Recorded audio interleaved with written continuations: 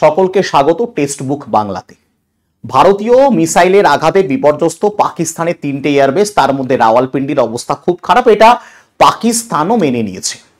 দেখো এটা হওয়ার কারণ কি, বা এটা হচ্ছে কেন এবং এটা হলো কেন। ইভেন আমরা একটু আগেও খবর পেয়েছি যে যুদ্ধবিরতির ঘোষণা হচ্ছে বা ঘোষণা হয়েছে।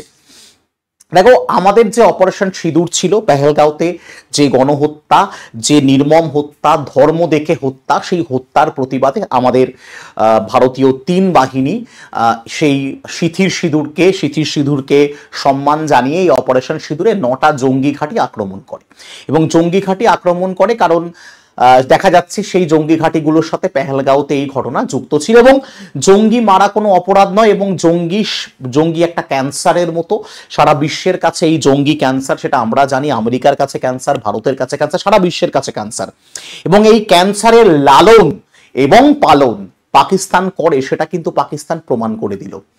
গতকাল যদি তোমরা প্রেস কনফারেন্স দেখো আমাদের ভারতীয় সেনাবাহিনীর, তারা কিন্তু দেখাচ্ছে একদম পরিষ্কার। দেখুন এই যে সমস্ত জঙ্গি মারা গেছে, যে সমস্ত জঙ্গি মারা গেল, তাদেরকে শহীদ আখ্যা দিল পাকিস্তান গভর্নমেন্ট। কি করে? সেনাপ্রধান দাঁড়িয়ে গার্ড অফ অনার দিচ্ছে। তো হাউ ইজ ইট পসিবল? তার মানে তারা লালন করে, পালন করে। Yes, the production centre of সন্ত্রাসের প্রোডাকশন সেন্টার পাকিস্তান, এটা কিন্তু প্রমাণ হয়ে গেল।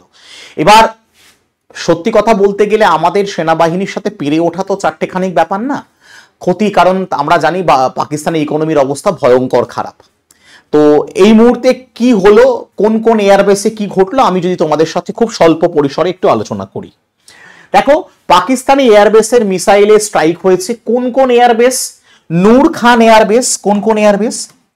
নূর খান এয়ারবেস, রাওয়ালপিন্ডি যাকে বলি, কি অপারেশনাল হাব অফ পিএফ और air mobility and VIP transport. তোমার মুরিদ এয়ারবেস এবং শরকট এয়ারবেস, ঠিক আছে। এই 3টে এয়ারবেসে ভারতীয় মিসাইল পড়েছে। রাওয়ালপিন্ডির অবস্থা ভীষণ খারাপ।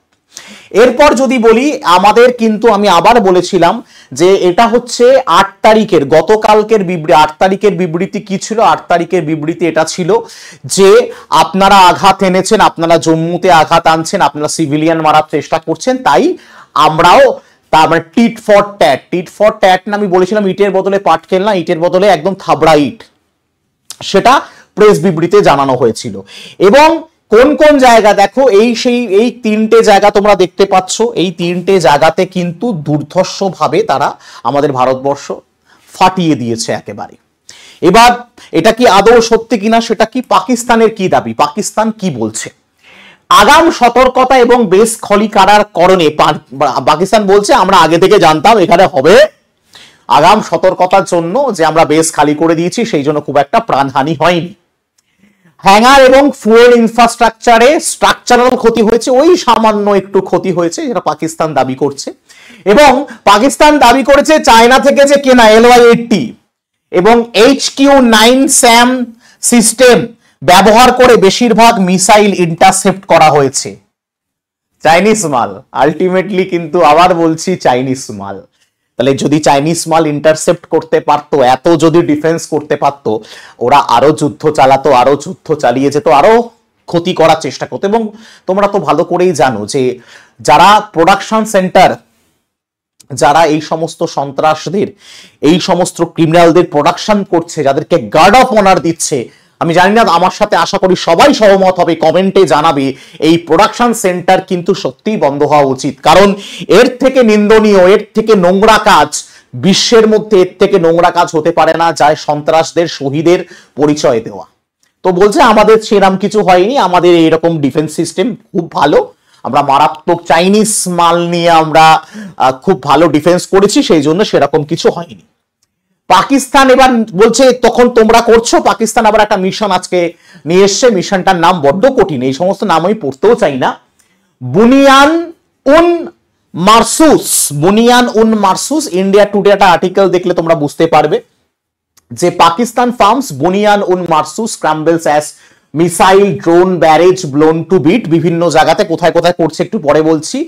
ফ্রম দ্য কোরআন ভার্স, সেই কোরআন থেকে, two military offensive Pakistan has redefined the concept of Bunyan un Marsus, a phrase that literally translate solid and unshakable foundation। বলছে এমন একটা নাম যেখানে এমন মানে সলিড ফাউন্ডেশন, কোনোভাবেই নাকি পাকিস্তানের এই ফাউন্ডেশন ভাঙা যাবে না। তারপরে কি হচ্ছে সেটা বলছি আমি এক এক করে।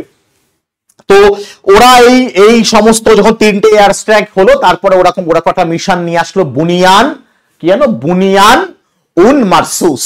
ঠিক আছে, এই একটা মিশন তারা করলো। মিশনে কি কি করেছে সেটাও তারা বলছে পাঠানকোট এয়ারবেস, সেখানে উধামপুরে তারা অ্যাটাক করেছে। Explosion were also reported in Srinagar and the Jammu, possibly from drones or rocket artillery. ঠিক আছে, তো যাই হোক, এই সমস্ত কিছু করার পর তারা বুঝতে পারছে চাইনিজ মাল দিয়ে খুব বেশি ডিফেন্স করা যাবে না।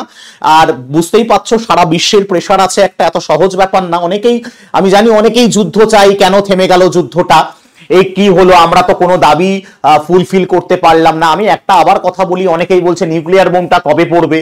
আবার বলছি, হিরোশিমা নাগাসাকিতে যে নিউক্লিয়ার বোম পড়ার পর যে ক্ষতিটা হয়েছিল, সেটা আশা করি এখনো সেই ক্ষতি কন্টিনিউ হয়ে যাচ্ছে। তাই বলছি এত সহজ না। যারা যুদ্ধ করতে যায় তারা যুদ্ধ চায় না, এটা মাথায় রেখো, কারণ তাদেরও পরিবার আছে। ঠিক আছে, তো যাই হোক, আমরা পাকিস্তান ভয় পেয়েছে এবং ভয় পাওয়ার পর আজকে বিকেল 5:30টার সময়, কিন্তু যে এটার কল অফ করা হলো, বন্ধ করা হলো।